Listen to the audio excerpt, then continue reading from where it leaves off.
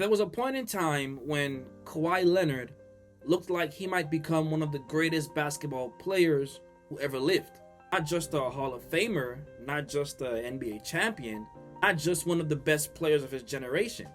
I'm talking about the type of player who could eventually force his way into the conversation normally reserved for names like Michael Jordan, LeBron James, Kareem, Kobe Bryant, Magic, and Tim Duncan. And that might sound ridiculous today, but go back and actually look at what Kawhi had accomplished before he was even 28 years old. He was already a champion, already won Finals MVP, already won Defensive Player of the Year twice. He had become an MVP candidate. And then he went to Toronto for just one season and produced one of the greatest individual playoff runs of the modern NBA. Another championship, another Finals MVP. And suddenly, Kawhi Leonard had something almost no superstar ever gets.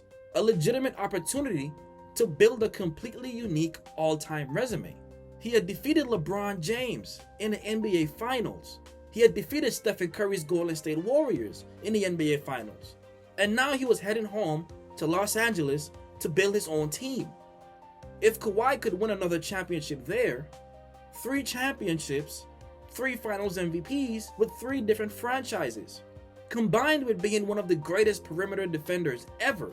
At that point, the question wouldn't have been whether Kawhi Leonard was a Hall of Famer. The question would have been, how high does Kawhi belong on the all-time list? But that 3rd championship never came. Instead, Kawhi's career became defined by something completely different. Injuries, load management, missed playoff games, broken expectations. And now, allegations surrounding sponsorship arrangements connected to the Clippers have become the subject of an NBA investigation. And that's what makes Kawhi Leonard so strange. Because we're not talking about a player who failed. We're talking about a player who accomplished almost everything. And somehow, he still leaves you wondering.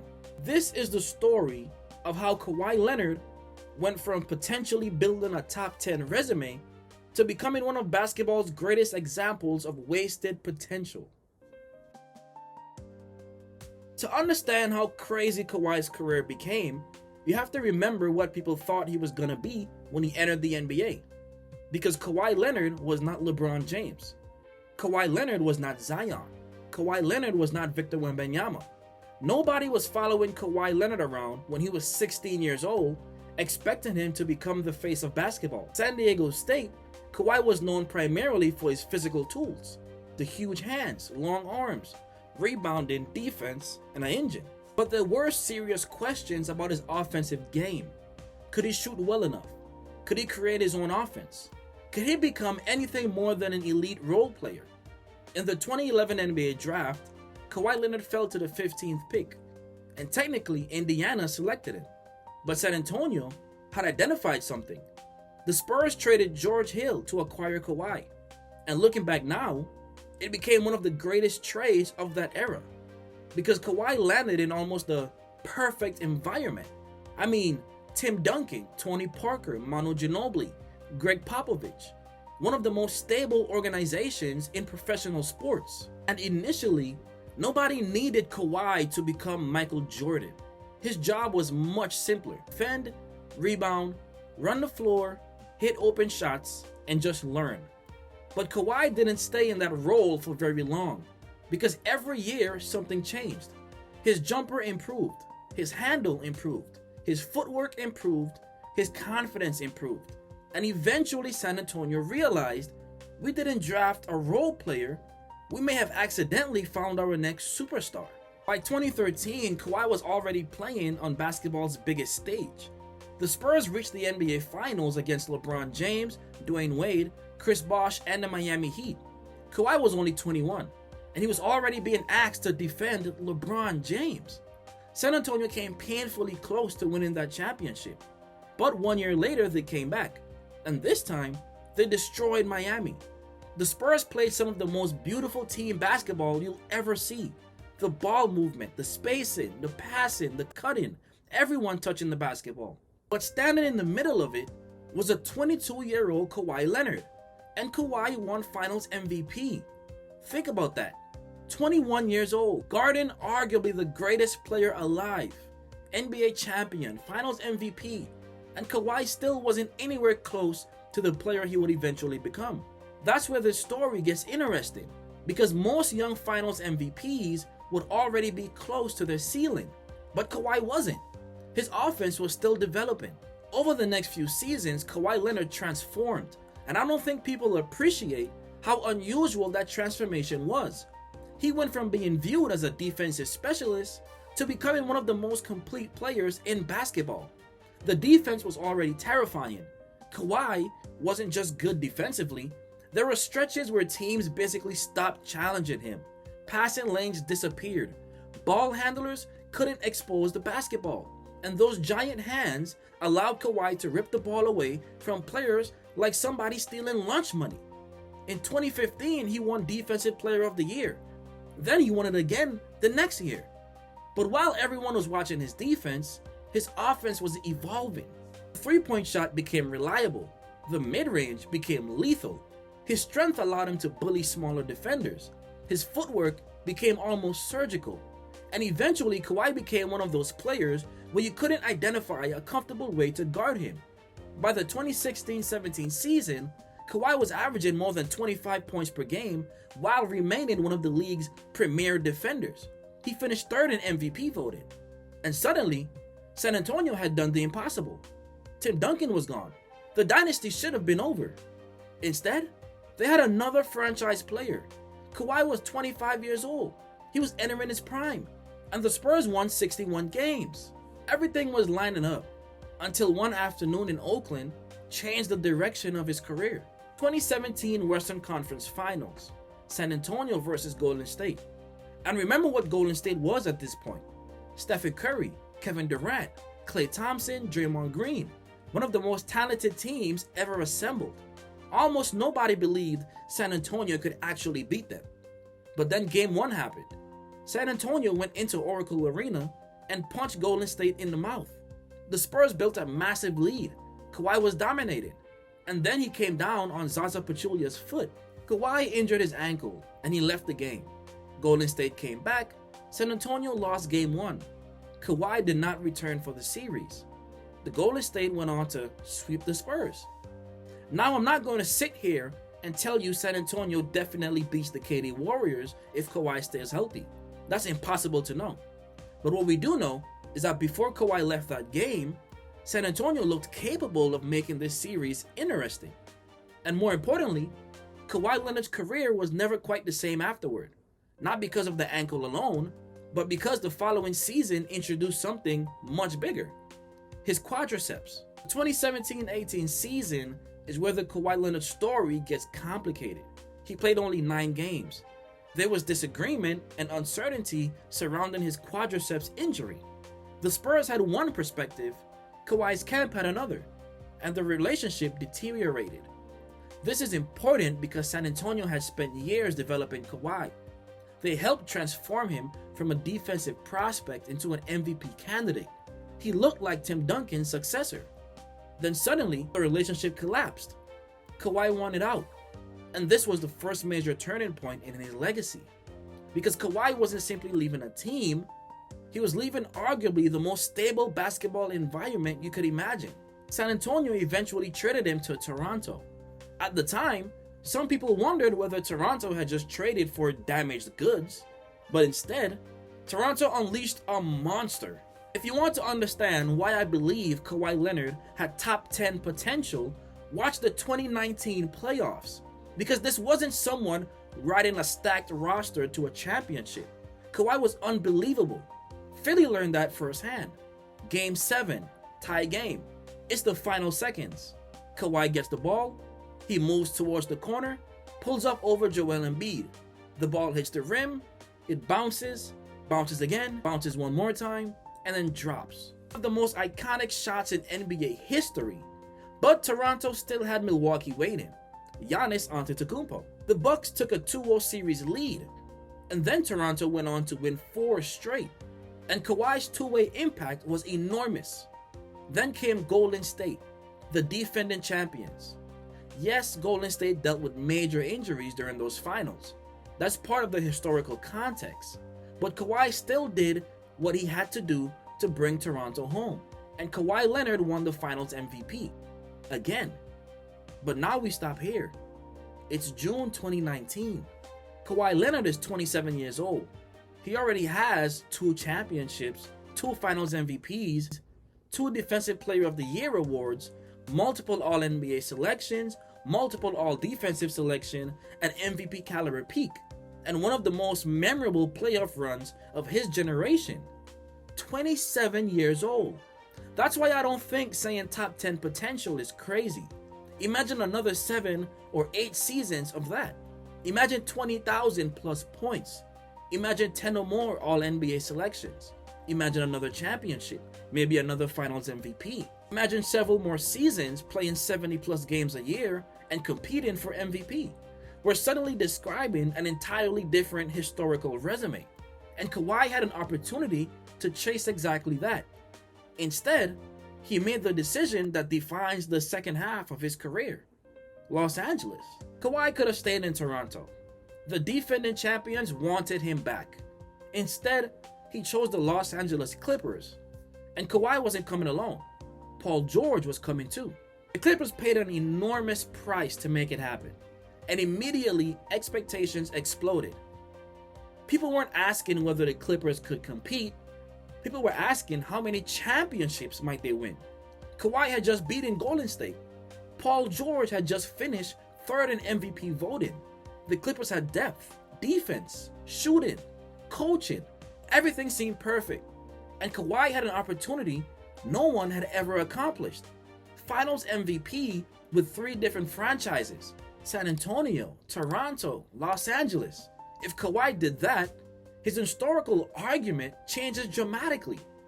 But instead, the Clippers era became one of the greatest what-ifs in modern history. But now we have to talk about the phrase that became almost synonymous with Kawhi Leonard, and that's load management. To be fair to Kawhi, this conversation requires nuance. Kawhi had legitimate physical problems. This wasn't necessarily a healthy basketball player randomly deciding, I don't feel like playing tonight. His body required management. Toronto had already limited him to 60 regular season games during the championship season, and it worked.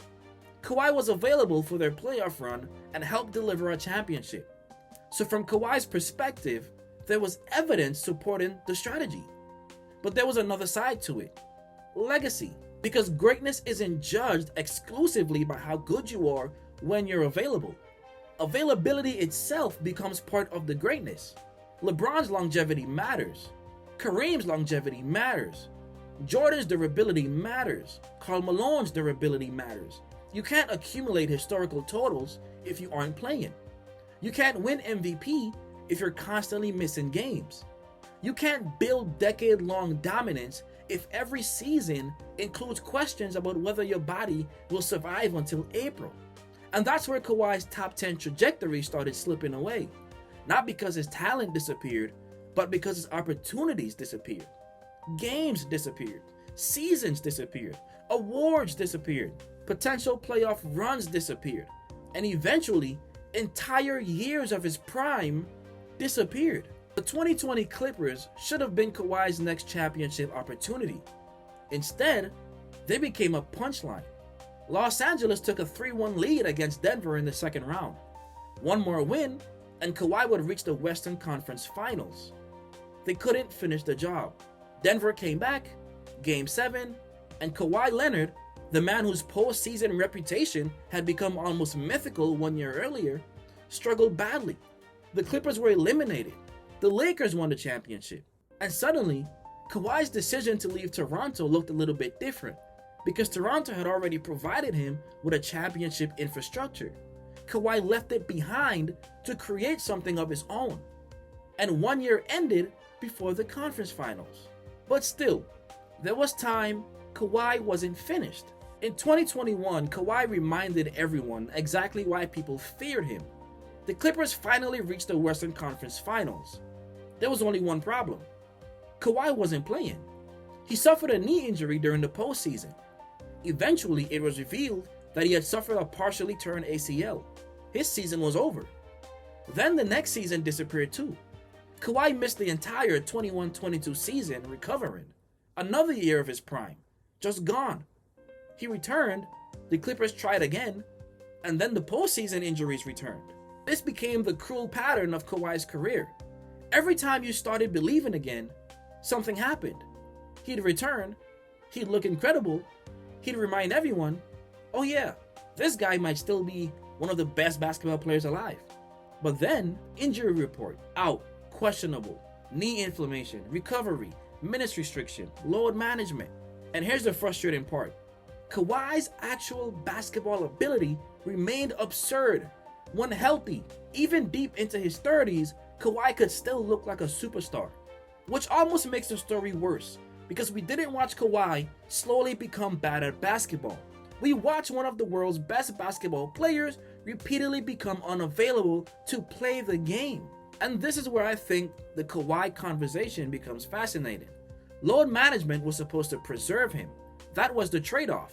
Sacrifice regular season games so Kawhi could survive the postseason. And in Toronto, that formula produced the ultimate result, the championship.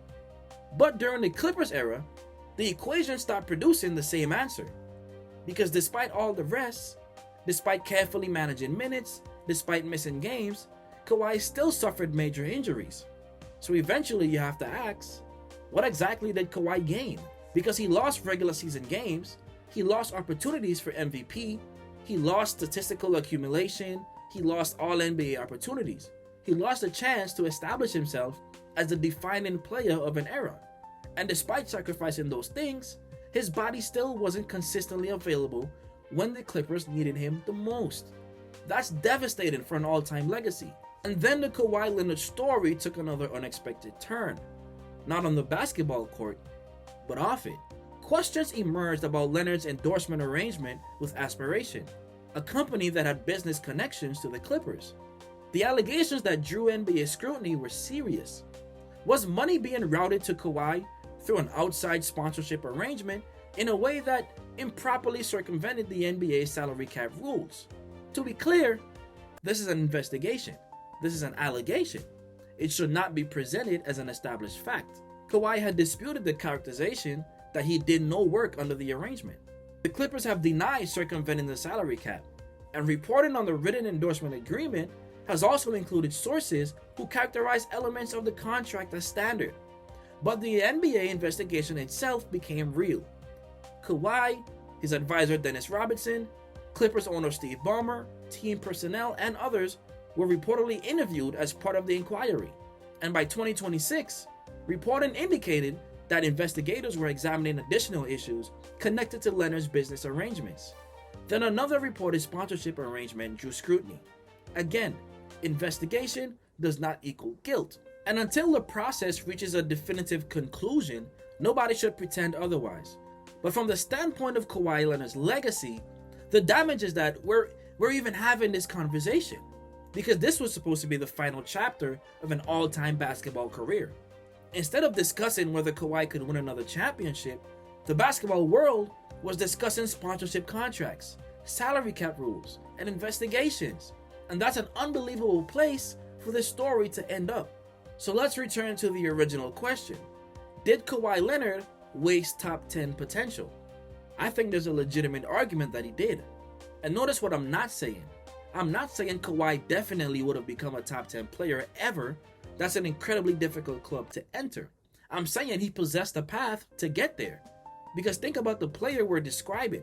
At his peak, Kawhi gave you elite scoring, elite mid-range shooting, efficient three-level offense, championship-level isolation scoring, elite perimeter defense, the strength, the rebounding, the clutch shot making, and postseason production. There weren't many obvious weaknesses. Imagine that player with normal superstar availability. Instead of seasons in the 50s, instead of seasons destroyed by injury, instead of 9 games in 2017-2018, instead of missing an entire season recovering from an ACL tear, give Kawhi another 200 or 250 high-level regular season games across his prime. Give him more healthy playoff runs. Suddenly his career numbers explode. His all-NBA resume gets stronger. He has more opportunities to compete for MVP. And most importantly, he gets more shots at championships. Because that's the thing people forget. Kawhi didn't need 5 more championships. 1 more might have completely changed the conversation. Imagine Kawhi Leonard winning the championship with the Clippers. 3 championships, 3 finals MVPs, 3 franchises. San Antonio, Toronto, Los Angeles. And now you add 2 Defensive Player of the Year awards. Now add elite offensive production. Now add another decade of all NBA basketball. We'd be having uncomfortable conversations about where exactly he belongs historically. Maybe top 15, maybe top 12, maybe eventually top 10, but we'll never know. But there's another side to this argument, because the word wasted can be unfair. Kawhi didn't choose to tear his ACL. He didn't choose the chronic knee problems. He didn't choose every injury that shortened his season. And perhaps without load management, his career would have broken down even sooner. Maybe Toronto doesn't win that championship without carefully managing his body. Maybe Kawhi's career ends years earlier if teams force him to play through 75 games a season. That is possible. And that's why Kawhi is such an interesting case. Was load management the thing that prevented him from becoming an all-time great? Or was load management the thing that allowed us to see as much greatness as we did? Nobody can definitively answer that. But legacy doesn't grade on hypotheticals. Eventually, you have to judge what actually happened. And what actually happened is that Kawhi's prime contained massive empty spaces. And that's why Kawhi Leonard might eventually have one of the strangest resumes basketball has ever seen. Imagine explaining to someone who never watched him. You tell them, 2-time NBA champion, 2-time Finals MVP, 2-time Defensive Player of the Year, 7-time All-Star, 7-time All-NBA, 7-time All-Defensive. They'd probably assume we're discussing one of the unquestioned greatest players ever. Then you have to explain the other side. He never won regular season MVP. Never reached 75 regular season games after becoming a superstar. Lost enormous stretches of his prime to injuries. His Clippers era never produced the championship everyone expected. And some of his most important seasons ended with Kawhi watching from the sideline. That's the contradiction. Kawhi Leonard accomplished too much to call his career disappointing. But he was talented enough that somehow it still feels disappointing. Maybe that's ultimately Kawhi Leonard's legacy. Not failure, not disappointment, not even wasted talent in the traditional sense. Unfulfilled greatness. Because we've seen enough to know what Kawhi Leonard could do. We watched him guard LeBron James in the NBA Finals. We watched him become Defensive Player of the Year. We watched him become an MVP candidate. We watched him hit one of the greatest shots in playoff history. We watched him walk into Toronto, play 1 season, win a championship, win Finals MVP, and then leave. That's not hypothetical greatness. We saw it. The problem is we never got enough of it. And that's why Kawhi Leonard will always be one of the basketball's greatest what-ifs. Not because we're wondering whether he was good enough. We know he was. We're wondering what his resume will look like if his body had allowed his talent to remain on the court. What happens if Kawhi stays healthy in 2017? What happens if he never misses almost an entire season in San Antonio? What happens if the Clippers get 5 healthy playoff runs from Kawhi and Paul George? What happens if Kawhi plays 70 games every year during his prime? What happens if he wins another championship? What if he wins another MVP? How high does he climb? Top 20, top 15, top 10? We'll never know. And perhaps that's the cruelest part about Kawhi Leonard's career. Because very few basketball players ever become great enough to make us seriously ask whether they could have been one of the top 10 greatest players who ever lived. But Kawhi Leonard did. But instead of spending his 30s watching him chase history, we spent them checking injury reports. Instead of debating his place besides the greatest players ever, we debated load management. And now, instead of the final chapter being exclusively about basketball, his career has become entangled with an ongoing investigation into allegations surrounding sponsorship arrangements and potentially salary cap circumvention. Maybe the investigation ultimately clears him. Maybe it doesn't. The story still has to finish. But the basketball story is already clear. Kawhi Leonard became a legend. He became a champion. He became one of the greatest defenders of his generation. He produced one of the greatest postseason runs we've ever seen. And somehow, that's exactly why his career feels like such a massive what if. Because Kawhi Leonard didn't waste his potential by never becoming great. He wasted the chance to show us how great he could have been. And there's a difference, a very big difference. Because for a few brief stretches, Kawhi Leonard didn't look like a future Hall of Famer. He looked like a future all-time great. Maybe even one of the 10 greatest players who ever touched a basketball. We just never got to see enough of him to find out.